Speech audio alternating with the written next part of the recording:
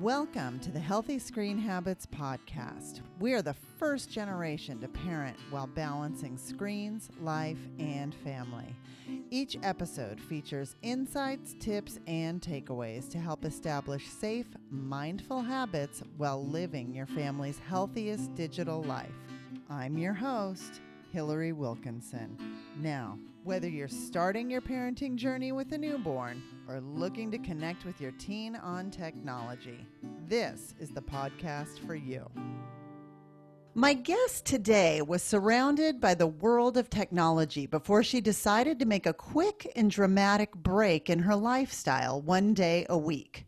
As the founder of the Webby Awards, which are kind of like the Academy Awards for the internet, and an Emmy-nominated filmmaker, Tiffany Shlain was living life online to the fullest. Then came a series of events which led to soul searching and a decision she's written a book about. I'm delighted to welcome the author of 24/6, Giving Up Screens One Day a Week. Welcome, Tiffany Shlain. I'm so happy to be here. Yay. Okay. Well, the title of your podcast, I'm like, we were made to speak. Oh, I agree. So, Tiffany, now you went from living a very fast-paced online lifestyle until a series of life-changing events occurred. Can you tell us a little bit about what happened? Yeah, I love technology. I should start with that. And I was always into experimenting with the latest technology first. And my husband is a professor of robotics. Like, we're into it. But we're also interested in the questions around what does it amplify and what does it amputate? When does it make things better and when does it make things worse? And so around over 11 years ago, we both hit this wall that was kind of brought on by very dramatic events where I lost my father to brain cancer, and my husband and my daughter was born, and this all happened in a series of days. And it really felt like life was grabbing me by the shoulders and saying, what matters?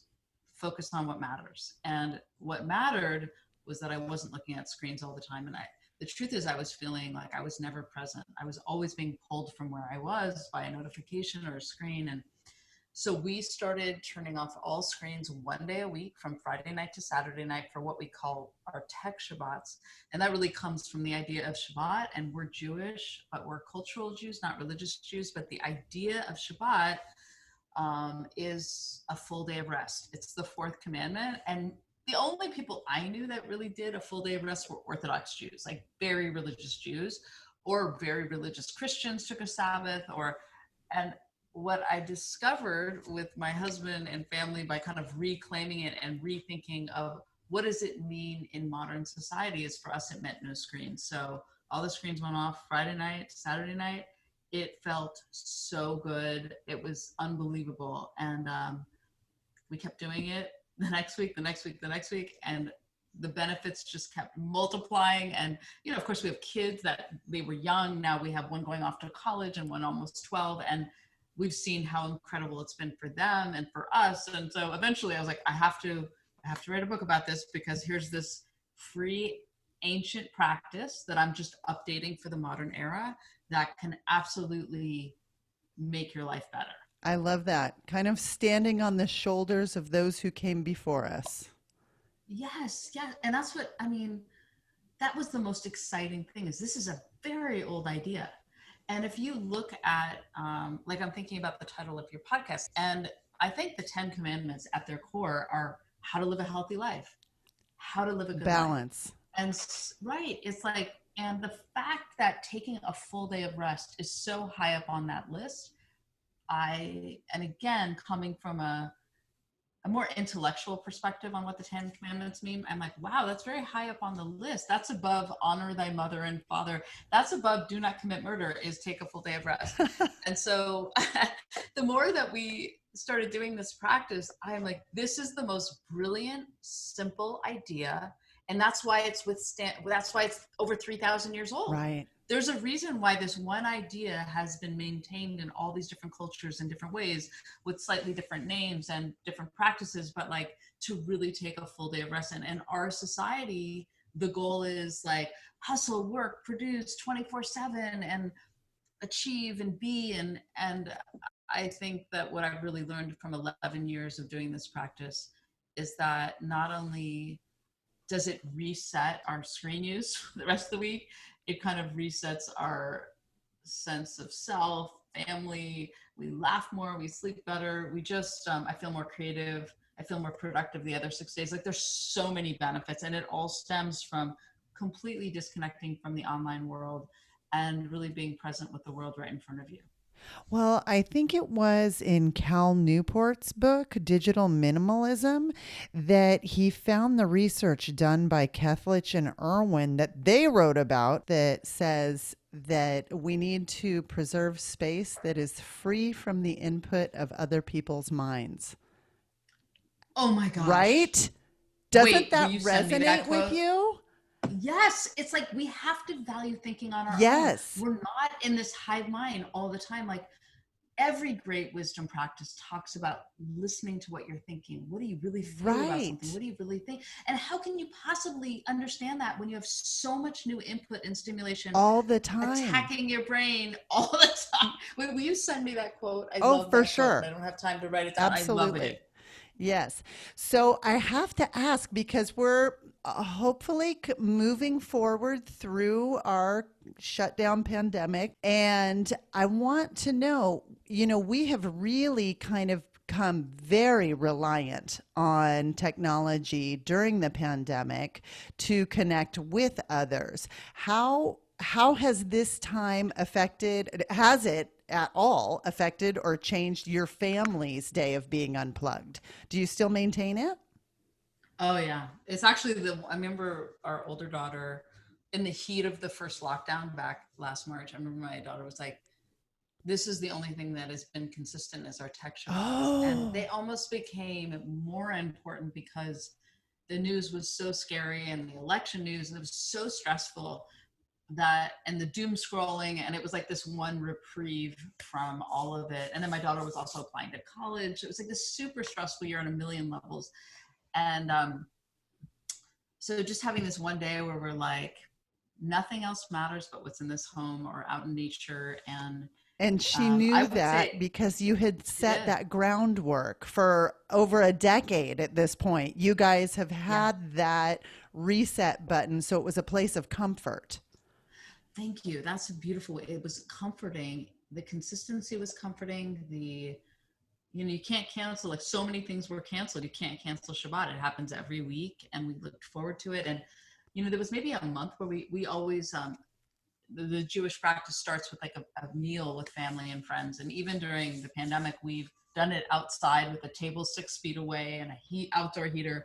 But we had that very social Friday night. I have this very beautiful picture of you guys outside. It's very Napa awesome Valley in my brain. So if it's not, don't interrupt my thought process. Let me interrupt that fantasy because sometimes it was so cold. And the motto of this year has been that Swedish expression, which is, there's no bad weather, just bad clothing. Right. And so we would have all these down parkas and to throw at our guests when they came. So we didn't want people to be uncomfortable. But I was just saying last week, I'm so sick of freezing needles. I could not relate more. And book clubs outside around a campfire, and you come home smelling like you're camping. And I feel you deeply. But I think that, Friday is always the social part where not very many people, obviously during the pandemic, it was so much smaller, like a family, whatever. And so Friday night was social, but Saturday was much more hearing your own head. And, I really look at Saturday as a day of thinking, perspective. I do a lot of journaling. We usually go out in nature. We all nap, we read. It's a very delicious day in my book, and it allows you to digest everything you've experienced. We're experiencing so much with the internet, which again, I love. I'm on Instagram, I'm on Twitter, I do newsletters. I love the call and response of the internet, just not all the time. Right. Well, and I make a lot of films where you said it's a delicious day to digest. And it's just like you're kind of digesting the rest of the week. I mean, you think about the most delicious meals I have had in my life have been meals that have required a time for digestion afterwards, So that sounds like what this Shabbat almost does. It's a time to process all that good food of the week and get prepped for the next one. Oh my God, I love that you called that out. Yes, you're right. It's a delicious day to digest. Well, Yeah, I that's kind of exactly like right. food. I do too. And right, if you just keep eating and you never like give a second, you're not going to enjoy it as much. And so this Friday to Saturday, really helps us enjoy life. I feel like I enjoy my own thoughts more. There's space to think. Yes. And there's space to connect with your family or just yourself. And I value it so much. Our older daughter's going off to college and she wants to keep doing this practice. And so, I hope she does. I hope she teaches all of our digital natives out there. I mean, maybe she can start a movement. I would love that. I had a lot of younger people that have been reading my book lately and reaching out to me. They're in their late teens or early 20s, and they're so burnt out from the pandemic. I mean, the interest in the book, my book 24/6 during the pandemic, it came out like the fall before the pandemic, and people were interested in it for a different reason, like the 24/7 life. And then, of course, the pandemic life was like screens for everything and whole different level of burnout. And the Zoom burnout, I think, is fascinating because it's, I think, a lot about that we can't really make eye contact, and it's this kind of adjacent connecting. Yes. And now we're emerging from this pandemic. I totally want to follow up on that. And when we come back, I'm going to ask Tiffany how the rest of the world responds to her literally being offline one day a week. Do you live with a teen who is tech savvy? Maybe a digital native who's the only one who can figure out how to get the playlist going in the car? Each Tuesday on the Healthy Screen Habits Instagram and Facebook pages, we spotlight Teen Tip Tuesday. These are features submitted by teens that provide helpful hacks for productivity, managing social media, and promoting intentional tech use. If you know a teen who has a helpful screen tip, we want to hear from them. Have them contact us at healthyscreenhabits.org and put Teen Tip in the subject line. Tiffany Shlain lectures and performs worldwide. She's included on NPR's list of best commencement speeches, and we are talking to her today. Tiffany made a decision to take herself and her family offline one day a week as a day to reset and recharge. So I have to tell you, as wonderful as Tech Shabbat sounds, I admit I was a little skeptical that it would be respected by others until I was getting ready for today's recording. And today is a Tuesday. We're recording on a Tuesday, and I typically reach out to guests like 2 days before recording day or so just to touch base and get things organized. And so last Friday, I really should have done that, like midday. In my fantasy life, I'm all on top of things. But in my real life, it kind of, got in the way as things do, and the day was a busy one. And I realized it was probably like 4:30, 5 o'clock, which I realized I'd never sent my email. And I thought, I'll just do it tomorrow. And then I realized I can't email Tiffany Shlain about Tech Shabbat during the weekend. And so I didn't. And the world didn't end. And it was amazing because all weekend, every time I had that little, did you get that email out feeling, I was able to think, no. And it doesn't matter because she's not going to read it anyways, Yeah. And it just you gave me a gift this weekend by practicing your Shabbat. That's a really good point because I think so much of this is modeling behavior. I mean, so much of parenting is modeling behavior. Like if you're on the screens all the time and you're telling your kids, get off the screens, it'll mean nothing because they're just watching what you do. And also as somebody who runs a company, by telling my staff knows I'm not going to email Friday night to Saturday night. And if I have to email them Sunday, I set it to scheduled to go on Monday morning. And I think email's gotten completely out of control. I know personally my inbox is like, I just think that people need to respect people's time off. And the problem is that people use email and social media and so many things for such a mixture of things that you often, when you're trying to take your time off on the weekend, you're going to get such a mixture of stress and pleasure. Right. There's so a little I really, creep. Yeah, it's the creep, right? And even on Sunday, like for a while there, I take a full day off on Friday night, Saturday, but Sunday I feel very productive, and I was sending emails. And I'm like, wait, I gotta send them press schedule for Monday morning because they might still be having their day off. And so it is about retraining. Like things got completely out of hand in our society with bosses emailing all over the weekend. And all times at night. All times at night, and to wake up to a stressful email, to go to bed to a stressful email will ruin your sleep, will ruin your morning. And the truth is you need to spend time. Like I have my phone out of my bedroom an hour before bed, sometimes 2 hours. And I read and I do my little night rituals. I sleep much better because of it. And in the morning, I don't look at my phone when I wake up. I write and I think for about 20 minutes before I check my phone. And that has also made such a difference. And I think you just have to think that these things are setting the tone for your sleep. They're setting the tone for your day. Right, for your own health. And if you're in constant reaction mode, I mean, talk about health, you're just raising your cortisol levels. Exactly. You're not setting the tone. And here's the thing. Our minds naturally want to go to the stressful and the negative. So much stuff on the news and the internet is playing to that. So if you take control and say, I'm going to wake up and write what I'm grateful for, what I'm looking forward to today, something positive, I'm going to redirect my mind and I'm going to think, what do I have to do today? Then I'm going to let the world in. And you know what I love is there's actually science to back that up. With the functional MRIs that we have now, we can actually trace thought patterns and see what areas of the brain light up during those exercises. And for people who tend to be a little more empirically based or not, there are those people who I consider you a creative, like you're in a creative field, you are generating, and you talk about the comfort you get from journaling and et cetera. Yeah. There are other people who might not identify with that. It just doesn't resonate with them. Whether or not I think that's right is another thing. But I think everybody can benefit from gratitude journals, etc.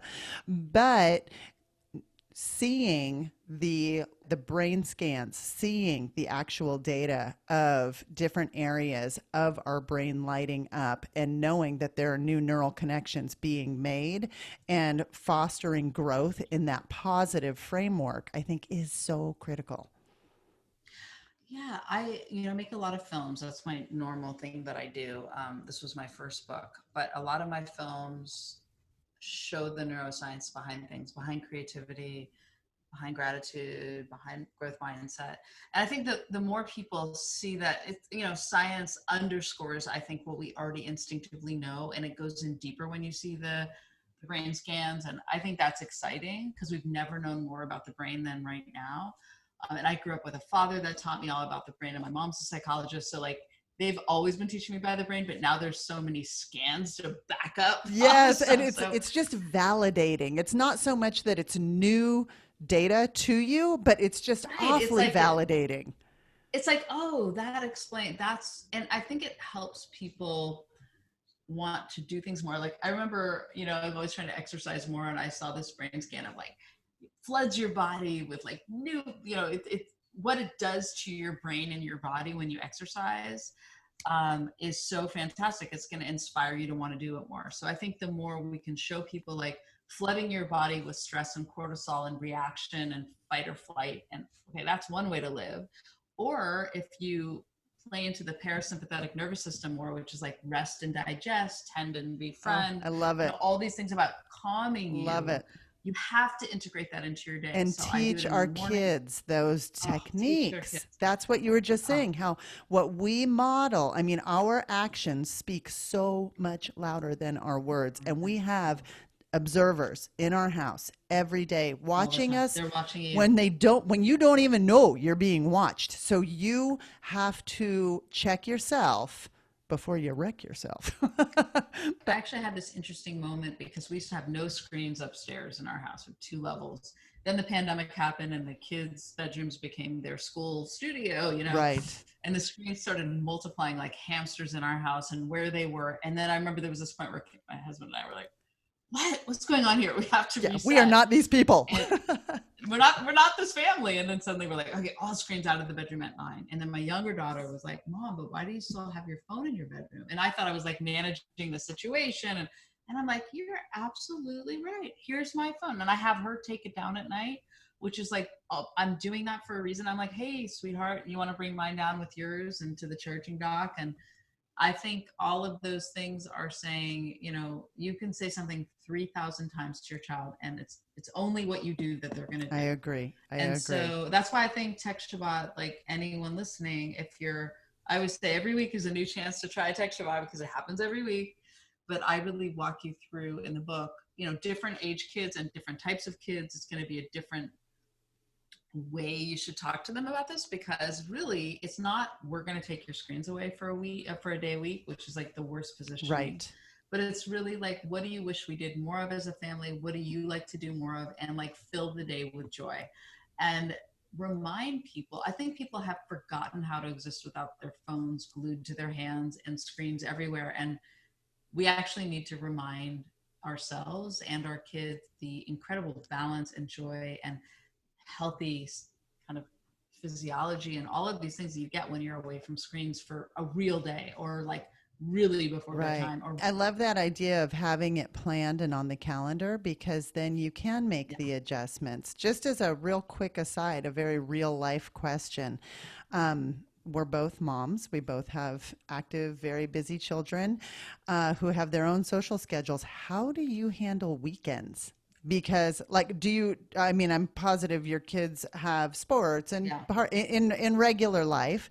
I mean, we have done, I know it's always like before the pandemic. Yeah. I mean, we've done before the well, okay, a couple things is I will say that we will often invite our kids' best friends' families over for Shabbat. And I'll tell you, that has been such a gift because we really get to know the kids they're hanging around with family in a way that's much bigger than a little 10-minute conversation on a soccer field. Like spending a 2.5-hour dinner around a table, and you want to know who your kids' families are. So it's like, if someone's like, oh, I want to hang out with so-and-so, I'm like, let's invite them over for Shabbat. And it's always wonderful. And then you're creating like a wider network of support around your child and your friend's child and all of that stuff. So, but Friday night is always family night. But we will often include their friends in that. Saturday is family day, and we've done it with 2 kids in soccer. And usually I'll have a mom on the team who I will give her my landline, because we have a landline, which I recommend. If a field changes, please call. That happened, it has happened 1 or 2 times. But other than that, I'll just write down which field we're supposed to be at what just time, go back to the old pencil paper. Yeah. Isn't it amazing? I mean, we've forgotten that we used to exist without it. And then on Saturday night, they can be with their friends. Yeah. Well, I love that. I love that real world look. We're going to take a short break. And when we come back, I'm going to ask Tiffany, A, the question we all want to know, and B, how to approach technology in a bigger way. Are you looking to get your child a phone but don't know where to start? With after-school practices, meetings, and hangouts, do you want to have the ease of texting but not the worries that come with internet? Good news. Healthy Screen Habits has done the legwork for you. We can take away the guesswork of what's best, and our answer is Gab Wireless. Gab Wireless created the phone that parents have all been asking for. It can text but doesn't receive or send pictures. It looks like a smartphone with a touchscreen, has talk, text, calculator, calendar, FM radio, and alarm functions, but no internet. Setup is super easy. Plug it in and start charging. Activation is free, shipping is free, and the best news is that Gab Wireless phones start at under $100. Fun fact, the average teen Gab Wireless user spends 80% less time on their phone than the average teen. That's time that can be spent mastering a musical instrument, developing life skills, learning to communicate face to face with empathy and connection. Or maybe it's just time to finish chores and take out the trash. It doesn't matter. At any rate, it's 80% less time that you'll be telling your kids to put your phone down. You're welcome. Now, even more good news. You can get $5 off your order of a Gab wireless phone by using the promo code HSHabits. That's HS Habits, like healthy screen habits, but shorter. You can find a link to Gab Wireless under the Tools tab on our website at www.healthyscreenhabits.org. Press and hold the tab menu and look under Products We Endorse in the drop-down menu. You're looking for Gab Wireless. G-A-B-B Wireless. Your child's first phone that's smart for them. We're back. I'm talking with Tiffany Shlain, who's encouraging families to open up to life and find balance with screen time. So, Tiffany, one of the statements in your book reads, "There's a lack of balance. The speed at which technology is taking over is so much greater than the speed at which we are able to grasp its impact. And the people in the room making the decisions are rarely connected to the people in homes feeling the effect." I read this and it so resonated with me. I think it perfectly summarizes my greatest frustration with A, the demographics of many of Silicon Valley's most prolific programmers, and B, the reality of trying to intentionally raise thoughtful, empathetic, curious, imaginative children. So, do you have ideas on how we can bridge this gap that's happening?